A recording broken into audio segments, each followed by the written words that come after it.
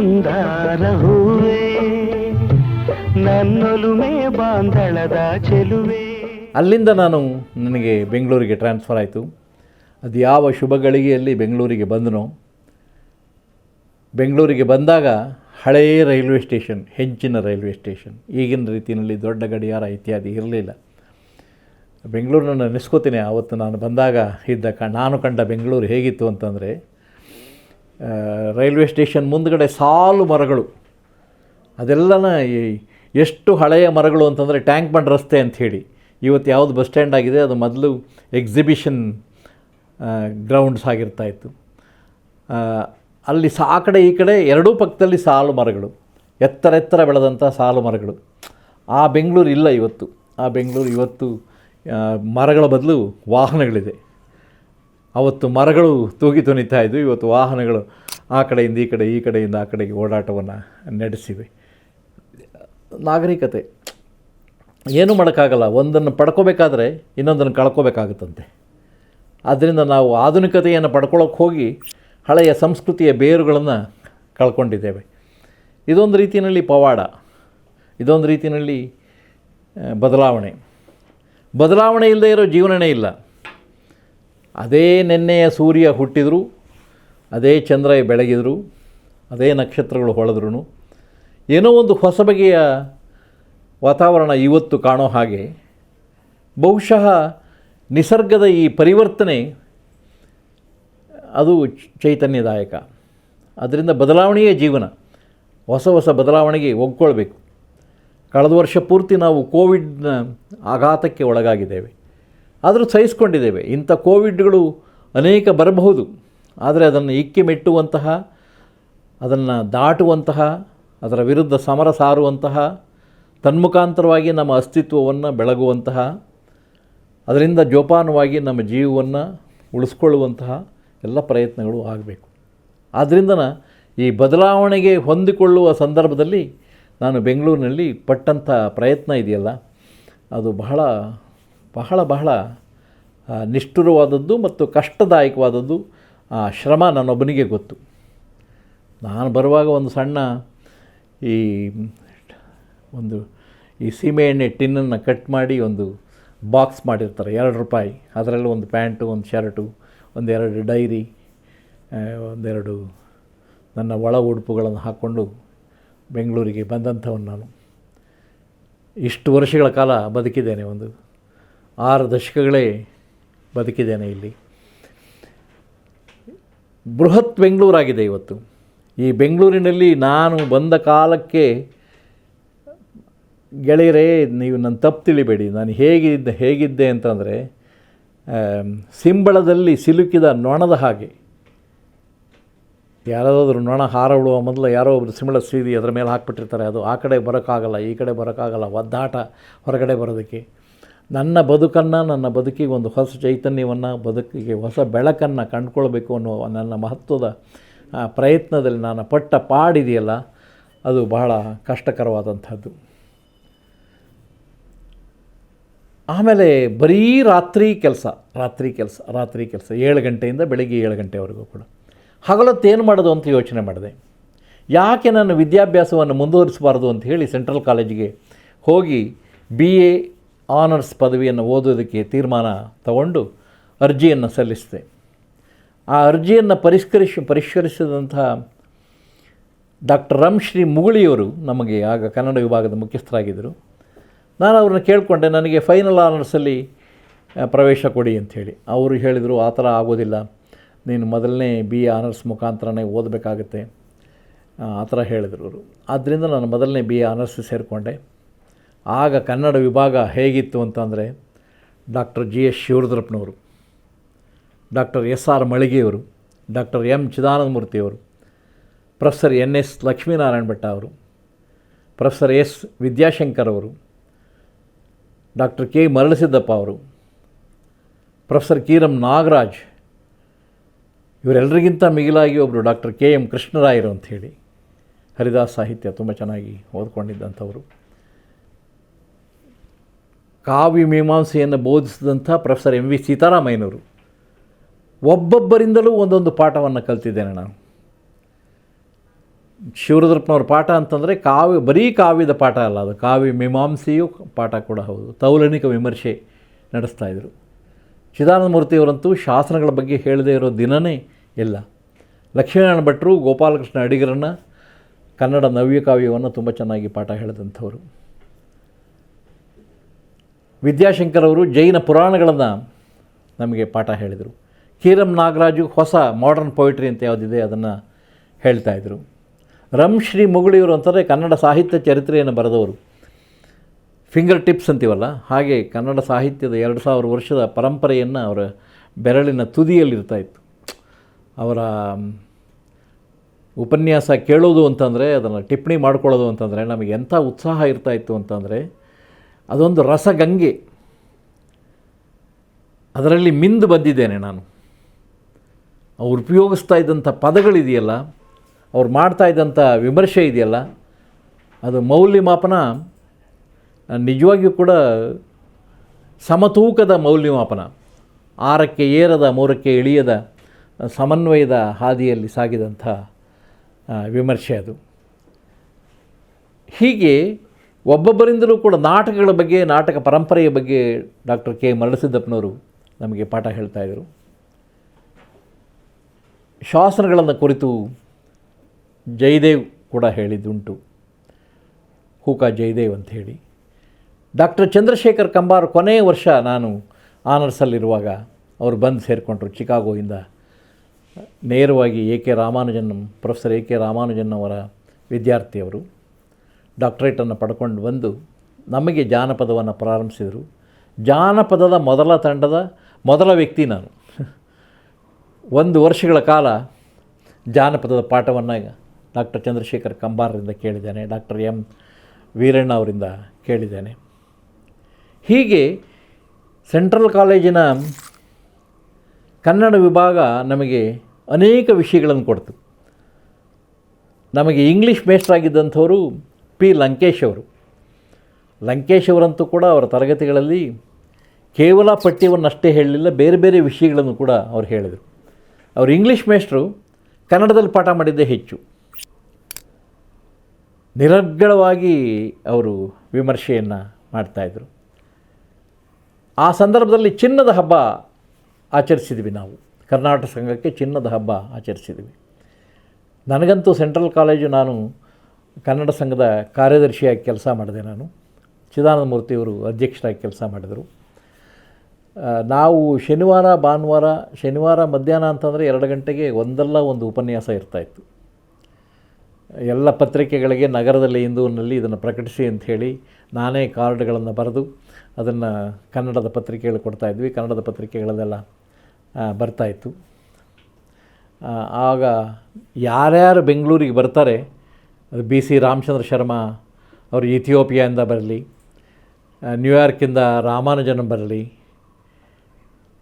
ಆಮೇಲೆ ಗೋವಾದಿಂದ ಸುಮತಿ ನಾಡಿಗೆ ಬರಲಿ, ಧಾರವಾಡದಿಂದ ಗಿರೆಡ್ಡಿ ಗೋವಿಂದರಾಜ್ ಬರಲಿ, ಯಾರು ಬಂದರೂ ಉಪನ್ಯಾಸ ಏರ್ಪಡಿಸ್ತಾಯಿದ್ವಿ. ಒಂದು ರೀತಿಯಲ್ಲಿ ನಮಗೆ ಅದು ರಸದ ಔತಣ. ಪಾಠದ ಜೊತೆಗೆ ಸಾಹಿತ್ಯದ ಬೇರೆ ಬೇರೆ ಮಗ್ಗಲುಗಳನ್ನು ತಿಳ್ಕೊಳ್ಳೋಕ್ಕೆ, ಸಾಹಿತ್ಯದ ಅದರಲ್ಲೂ ಕಾವ್ಯದ ಪಾತಳಿಯನ್ನು ಅರ್ಥ ಮಾಡಿಸಿದಂಥವರು ಬೆಂಗಳೂರಿನ ಕನ್ನಡದ ಅಧ್ಯಯನ ಕೇಂದ್ರದವರು. ಆ ಚಿನ್ನದ ಹಬ್ಬದ ಸಂದರ್ಭದಲ್ಲಂತೂ ಇಂಥ ಕವಿ ಬಂದಿಲ್ಲ ಅಂತನಾಗಿಲ್ಲ. ಬೇಂದ್ರೆ ಬಂದರು, DVG ಬಂದರು, ಮಾಸ್ತಿಯವರು ಬಂದರು, ಶಿವರುದ್ರಪ್ಪನವರು ಈಗಾಗಲೇ ಇದ್ದರು, ಮುಗುಳಿಯವರು ಈಗಾಗಲೇ ಇದ್ದರು, ಸಿದ್ಧಲಿಂಗಯ್ಯನವರಿದ್ದರು, ನೈಶೀಲ ಭಟ್ರಿದ್ದರು. ಇವರೆಲ್ಲರ ಜೊತೆಗೆ ವಿದ್ಯಾರ್ಥಿಯಾಗಿ ನನಗೆ ಒಂದು ಅವಕಾಶ ಕೊಟ್ಟಿದ್ದರು. ಇಡೀ ಬೆಂಗಳೂರು ವಿಶ್ವವಿದ್ಯಾನಿಲಯದ ಪ್ರಾತಿನಿಧಿಕ ಯುವ ಕವಿಯಾಗಿ ನನಗೆ ಮತ್ತು GS ಶಿವಪ್ರಕಾಶ್ ಅನ್ನುವ ಜಯಸುದರ್ಶನ ಅನ್ನುವ ಕಾವ್ಯನಾಮದಲ್ಲಿ ಬರೆದಂಥ ನನ್ನ ಗೆಳೆಯರಿಗೆ ಇಬ್ಬರಿಗೆ ಅವಕಾಶ ಕೊಟ್ಟರು. ನಾನು ಕೂಡ ಲಂಕೇಶ್ವರ ಪದ್ಯ ಓದಿದಾದ ಮೇಲೆ ನಾನು ಪದ್ಯವನ್ನು ಓದಿದೆ. ಆ 3 ದಿವಸಗಳ ಉತ್ಸವದಲ್ಲಿ ನಮಗೆ ಎಷ್ಟು ಚೆನ್ನಾಗಿ ಇತ್ತು ಅಂತಂದರೆ, ಸಾಹಿತ್ಯದ ಜಾತ್ರೆ ಅದು. ಒಂದು ರೀತಿಯಲ್ಲಿ ಬೇರೆ ಬೇರೆ ಕನ್ನಡ ನಾಡಿನ ಮೂಲೆಯಿಂದ ಬಂದಂಥ ವಿದ್ವಾಂಸರು ಸೆಂಟ್ರಲ್ ಕಾಲೇಜಿನ ಕನ್ನಡ ವಿಭಾಗದ ಉತ್ಸವದಲ್ಲಿ ಪಾಲ್ಗೊಂಡ್ರವರು. ಆ ಸನ್ನಿವೇಶದ ಕುರುಹಾಗಿ ಚಿನ್ನದ ಗೆರೆ ಅಂತ ಒಂದು ಪುಸ್ತಕ ಬಂದಿದೆ. ಅದನ್ನು ಶಿವರುದ್ರಪ್ಪನವರು ಸಂಕಲನ ಮಾಡಿದರು ಪ್ರಧಾನ ಸಂಪಾದಕರಾಗಿ. ಅದರಲ್ಲಿ ನನ್ನ 2 ಕವಿತೆಗಳನ್ನು ಹಾಕಿದ್ದಾರೆ ಅವರು. ಅವರೊಂದು ಪುಸ್ತಕ ನನಗೆ ಗೌರವ ಪ್ರತಿಯನ್ನು ಕೊಟ್ಟಾಗ ನಿಂತ ನೀರಾಗದಿರಲಿ ದೊಡ್ಡರಂಗೇಗೌಡ ಅಂತ ಬರೆದು ಕೊಟ್ಟಿದ್ದಾರೆ. ಸಾಹಿತ್ಯ ನಿಂತ ನೀರಾಗದಿರಲಿ ಅಂತ ಹೇಳಿ ತುಂಬ ಒಳ್ಳೆಯ ಆಶೀರ್ವಾದವನ್ನು ಮಾಡಿದರು. ಆ ಸಂದರ್ಭದಲ್ಲಿ ನಾನು ನನ್ನ ಸೀನಿಯರ್ ವಿಜಯಲಕ್ಷ್ಮಿ ಅಂಥೇಳಿ ಸೀನಿಯರ್ ಎಮ್ ಎ, ನಾನು ಜೂನಿಯರ್ ಎಮ್ ಎ, ನಾವೆಲ್ಲ ಸೇರಿ ಪ್ರೊಫೆಸರ್ ರಂಶ್ರೀ ಮುಗುಳಿಯವರ ಎತ್ತಿದ ಕೈ ಎನ್ನುವ ನಾಟಕವನ್ನು ಅದನ್ನು ಅಭಿನಯಿಸಿದ್ವಿ. ನಮಗೆ ನಿರ್ದೇಶಕರಾಗಿ ಬಂದಂಥವರು ಪ್ರೊಫೆಸರ್ ಕಾವ್ಯಂ ರಾಜಗೋಪಾಲ್ ಅಂಥೇಳಿ. ಕಾವ್ಯಂ ರಾಜಗೋಪಾಲ್ ಅವರ ನಿರ್ದೇಶನದಲ್ಲಿ ನಾನು, ವಿಜಯಲಕ್ಷ್ಮಿ ಮತ್ತು ನನ್ನ ತಮ್ಮ ಆಗ ಫಸ್ಟ್ ಇಯರ್ ಆನರ್ಸ್ ಅವನು ನಾಗರಾಜ ಅಂಥೇಳಿ, ಅವನು ಕೂಡ ಒಂದು ಪಾತ್ರವನ್ನು ಮಾಡಿದ್ದ. ನಾವೆಲ್ಲ ನಾಟಕವನ್ನು ಚೆನ್ನಾಗಿ ಅಭಿನಯಿಸಿದ್ವಿ. ನಿಜವಾಗಿಯೂ ಕೂಡ ಆ ಸಾಂಸ್ಕೃತಿಕ ಹಬ್ಬ ನಮಗೊಂದು ಬೇರೊಂದು ಆಯಾಮವನ್ನು ತಂದುಕೊಡ್ತು. ಎಷ್ಟೊಂದು ಜನ ಸಾಹಿತಿಗಳನ್ನು ಪರಿಚಯ ಮಾಡಿಸ್ತು ಅಂತಂದರೆ, ಸೆಂಟ್ರಲ್ ಕಾಲೇಜಿನ ಕನ್ನಡ ವಿಭಾಗ ಅನೇಕ ವಿಚಾರ ಸಂಕಿರಣಗಳನ್ನು ಮಾಡ್ತು. ಅದರಲ್ಲಿ ಬಹಳ ಪ್ರಮುಖವಾದಂಥದ್ದು ಪೂರ್ವದ ಹಳಗನ್ನಡದ ಬಗ್ಗೆ ಒಂದು ವಿಚಾರ ಸಂಕಿರಣ, ಬೇಂದ್ರೆ ಮೇಲೊಂದು ವಿಚಾರ ಸಂಕಿರಣ. ಬೇಂದ್ರೆ ಕಾವ್ಯವನ್ನು ಕುರಿತು ಓದೋದಕ್ಕೆ ನನಗೆ ಒಂದು ಅವಕಾಶವನ್ನು ಮಾಡಿಕೊಟ್ಟಂಥವರು ಡಾಕ್ಟರ್ GS ಶಿವರುದ್ರಪ್ಪನವರು. ಬೇಂದ್ರೆಯ 30 ಕವನ ಸಂಗ್ರಹಗಳನ್ನು ಅಧ್ಯಯನ ಮಾಡಿ ನಾನೊಂದು ಪ್ರಮುಖವಾಗಿರ್ತಕ್ಕಂಥ ಒಂದು ಪ್ರಬಂಧವನ್ನು ಮಂಡಿಸಿದೆ. ಆ ಪ್ರಬಂಧವನ್ನು ಮಂಡಿಸಿದ ಸಂದರ್ಭದಲ್ಲಿ ವೇದಿಕೆ ಮೇಲೆ ಒಂದು ಮಾತನ್ನು ಲಂಕೇಶ್ ಅವರು ಹೇಳಿದರು, ದೊಡ್ಡರಂಗೇಗೌಡರು ಹಚ್ಕೊಂಡ್ರು ಪೌಡ್ರು ಅಂಥೇಳಿ. ಆ ನಿಮಿಷ ಅವರು ಒಂದು ಆಶು ಕವಿತೆಯನ್ನು ಚುಟುಕವನ್ನು ಹೇಳಿದರು. ಆ ಹೊತ್ತು ಪರಿಚಯ ಆಗಿದ್ದೇನೆ. ನನಗೆ ಅನೇಕ ಪ್ರಶ್ನೆಗಳನ್ನು ಕೇಳಿ ನನ್ನ ಪ್ರಶ್ನೆಗಳಿಗೆ ಅವರ ಪ್ರಶ್ನೆಗಳಿಗೆ ನಾನು ಉತ್ತರವನ್ನು ಕೊಟ್ಟೆ. ಆ ಉತ್ತರಗಳನ್ನೆಲ್ಲ ಪಡ್ಕೊಂಡಂಥ KSL ಸ್ವಾಮಿ ಅಂಥೇಳಿ ಕನ್ನಡದ ಚಲನಚಿತ್ರ ನಿರ್ದೇಶಕ ಮೊದಲನೇ ಸಾರಲ್ಲಿ ಕೂತಿದ್ದರು. ಅವರ ಹೆಸರು ಮುಂದೆ ಗೊತ್ತಾಯ್ತು ನನಗೆ, ಅವರೇ ರವಿ ಅಂಥೇಳಿ. ಆ ರವಿಯವರು ಅವತ್ತು ವಿಳಾಸವನ್ನು ನನ್ನ ಫೋನ್ ನಂಬರ್ ಕೇಳಿದರು. ನನಗೆ ಫೋನ್ ಇಲ್ಲ ಅಂತ ಹೇಳಿದೆ. ಆಗಿನ ಕಾಲದಲ್ಲಿ ಎಲ್ಲ ಈ ಮೊಬೈಲ್ಗಳು ಕೂಡ ಇರಲಿಲ್ಲ, ನನ್ನ ಮನೆಗೂ ಕೂಡ ಫೋನ್ ಕೂಡ ಇರಲಿಲ್ಲ. ಹಾಗಾಗಿ ನನ್ನ ಕಾಲೇಜಿನ ಫೋನ್ ನಂಬರ್ ಕೊಟ್ಟಿದ್ದೆ. ಒಂದು ದಿವಸ ಇದ್ದಕ್ಕಿದ್ದಾಗೆ ಫೋನ್ ಕರೆ ಬಂತು. ದೊಡ್ಡರಂಗೇಗೌಡ್ರೆ, ನಿಮ್ಮ ಹತ್ರ ಹಾಡು ಬರೆಸ್ಬೇಕು ಅಂತ ಇದ್ದೀನಿ, ನಂದೊಂದು ಚಿತ್ರಕ್ಕೆ. ನಿಮ್ಮ ಗುರುಗಳಾಗಿರ್ತಕ್ಕಂಥ ಚಂದ್ರಶೇಖರ್ ಕಂಬಾರರು ಕೂಡ ಒಂದು ಹಾಡು ಬರೀತಾರೆ, ನಿಮ್ಮ ಗೆಳೆಯರಾಗಿರ್ತಕ್ಕಂಥ MN ವ್ಯಾಸರಾವ್ ಕೂಡ ಒಂದು ಹಾಡು ಬರೀತಾರೆ, ನೀವು ಕೂಡ ಮದ್ರಾಸಿಗೆ ಬಂದು ಒಂದು ಹಾಡನ್ನು ಬರ್ಕೊಡ್ಬೇಕು, ವಿಜಯಭಾಸ್ಕರ್ ಅದರ ಸ್ವರ ಸಂಯೋಜನೆ ಮಾಡ್ತಾರೆ ಅಂತಂದರು. ಅಲ್ಲಿಂದ ಬದಲಾದ ಕತೆ ನನ್ನ ಚಿತ್ರರಂಗದ ಗೀತರಚನೆಯ ಗಾನಯಾನ.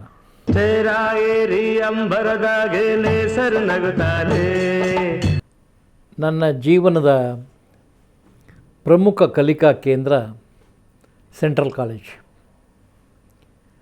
ನಾನು ಬಹುಶಃ ನನ್ನ ತಿಳುವಳಿಕೆಯನ್ನು ಹೆಚ್ಚಿಸಿಕೊಂಡಿದ್ದು ಅಲ್ಲೇ. ನನ್ನ ಬದುಕಿನ ಪ್ರಮುಖ ಘಟನೆಗಳು ನಡೆದಿರೋದು ಸೆಂಟ್ರಲ್ ಕಾಲೇಜಲ್ಲೇ. ನಾನು ಆಗ ಅಧ್ಯಾಪಕರ ಉತ್ತೇಜನದಿಂದ ಕೇವಲ ಪದ್ಯಗಳನ್ನು ಬರೆದದ್ದಷ್ಟೇ ಅಲ್ಲ,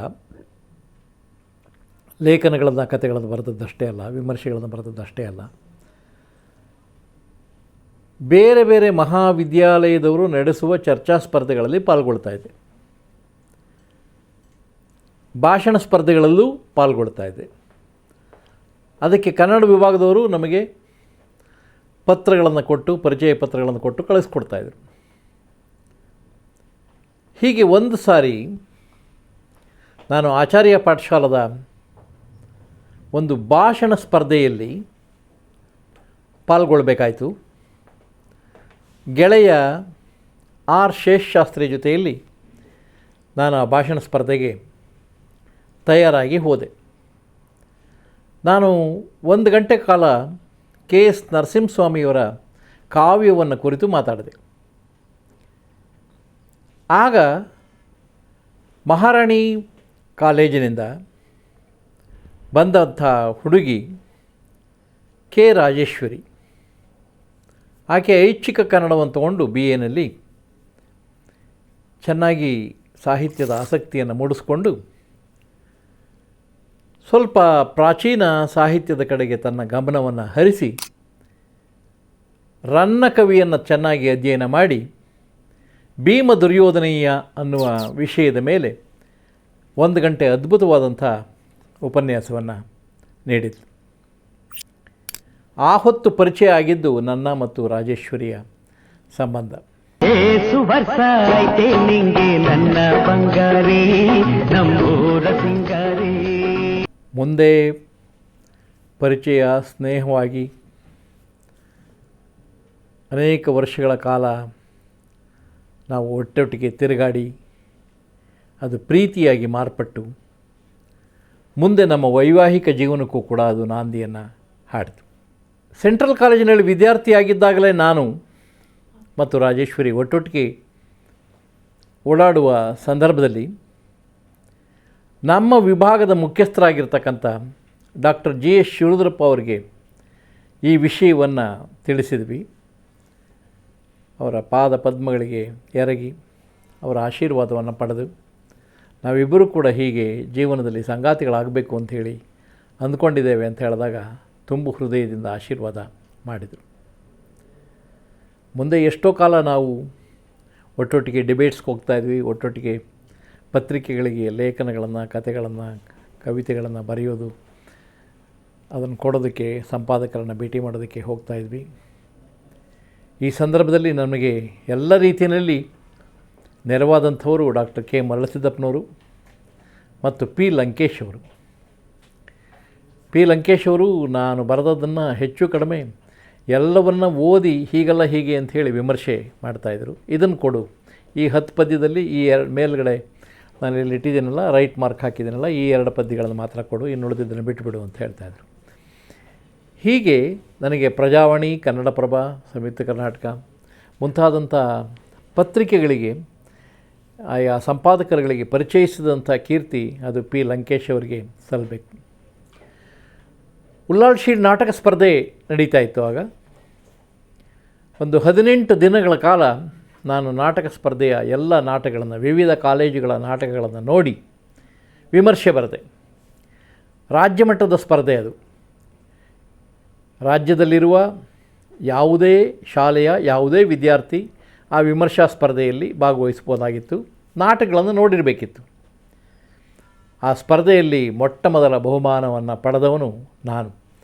ನನ್ನನ್ನು ಗುರುತಿಸಿ ಪ್ರೋತ್ಸಾಹಿಸಿದವರು ಪ್ರಜಾವಾಣಿ ಪತ್ರಿಕೆಯ YNK ಅವರು, ವೈಕುಂಠರಾಜು ಅವರು, GS ಸದಾಶಿವ ಅವರು ಮತ್ತು GN ರಂಗನಾಥರಾಯರು. ಒಂದು ರೀತಿಯಲ್ಲಿ ಇದು ಎಷ್ಟೊಂದು ನನಗೆ ಖ್ಯಾತಿಯನ್ನು ತಂದುಕೊಡ್ತು ಅಂತಂದರೆ, ನನ್ನ ಸ್ನೇಹಿತರ ವಲಯದಲ್ಲಿ ನನಗೊಂದು ಹೊಸ ಬಗೆಯ ಇಮೇಜ್ ಪ್ರಾರಂಭ ಆಗಿತ್ತು. ಎಲ್ಲರೂ ಕುತೂಹಲದ ಕಂಗಳಿಂದ ನೋಡ್ತಾಯಿದ್ರು. ಈ ಸನ್ನಿವೇಶದಲ್ಲೇ ಗೋಕಾಕರು ಒಂದು ಪತ್ರಿಕೆಯನ್ನು ಪ್ರಾರಂಭಿಸಿದರು, ತ್ರೈಮಾಸಿಕವನ್ನು. ಸಮನ್ವಯ ಅಂಥೇಳಿ ಪತ್ರಿಕೆಯ ಹೆಸರು. ಸಮನ್ವಯದಲ್ಲಿ ನಾನು ಅನೇಕ ಪದ್ಯಗಳನ್ನು ಬರೆದಿದ್ದೇನೆ. ಅದರ ಸಂಪಾದಕರು ಡಾಕ್ಟರ್ GS ಶಿವರುದ್ರಪ್ಪನವರು. ಶಿವರುದ್ರಪ್ಪನವರು ನನ್ನನ್ನು ಬಹಳಷ್ಟು ಪ್ರೋತ್ಸಾಹಿಸಿದ ಗುರುಗಳು. ಅವರನ್ನು ತಂಪು ಹೊತ್ತಲ್ಲಿ ನಾನು ನೆನೀತೇನೆ. ನನ್ನ ಬರವಣಿಗೆಗೆ ಎಲ್ಲ ರೀತಿಯ ಪ್ರೋತ್ಸಾಹವನ್ನು ಕೊಟ್ಟಂಥವರು ಅವರು.